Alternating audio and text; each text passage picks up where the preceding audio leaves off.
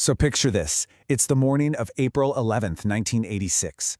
What starts as just another routine surveillance op in Miami, Florida, is about to explode into one of the most violent, most important firefights in the history of American law enforcement. We're going to dive into the 5 minutes of absolute chaos that literally forced the FBI to change everything. How they armed their agents, how they trained them, everything. And you heard it right from the top. I mean, no one saw this coming. But for the agents on the ground in Miami, they were in the middle of this frustrating, months-long hunt for two incredibly efficient bank robbers. And that hunt, well, it was about to come to a really shocking, really tragic end.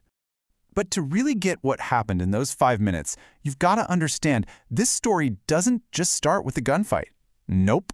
We have to go back 6 months. It all begins with a string of robberies. Robberies so professional, so violent, that the FBI's first thought was, are we dealing with rogue cops here? Or maybe ex-military commandos? All right, so let's set the scene. It's late 1985, and Miami already had its hands full with crime. But then, this new pair of robbers shows up, and the level of violence, the sheer precision they operated with, it was just on a whole other level. They completely changed the game. So check out how this all kicks off. It starts with this commando-style hit on an armored car. Just 8 days later, bam, they strike again, and this time they kill a guard.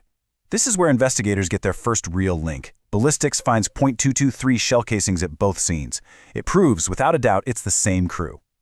And you can just see their confidence building, right?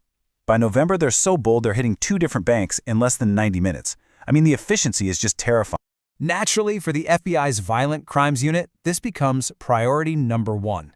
They have to get these guys off the street before anyone else gets killed. The problem? These robbers, they were like ghosts.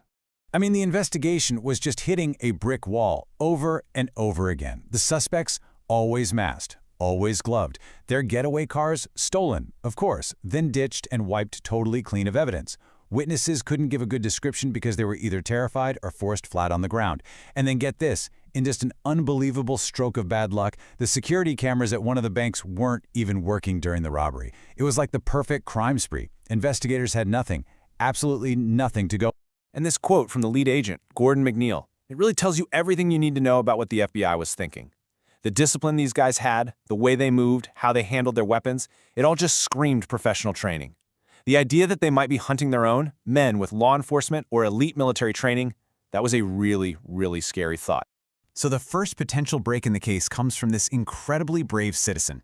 A guy named William Roberts sees one of the robberies go down. A guard gets shot, and what does he do? He actually follows the suspects. He tracks them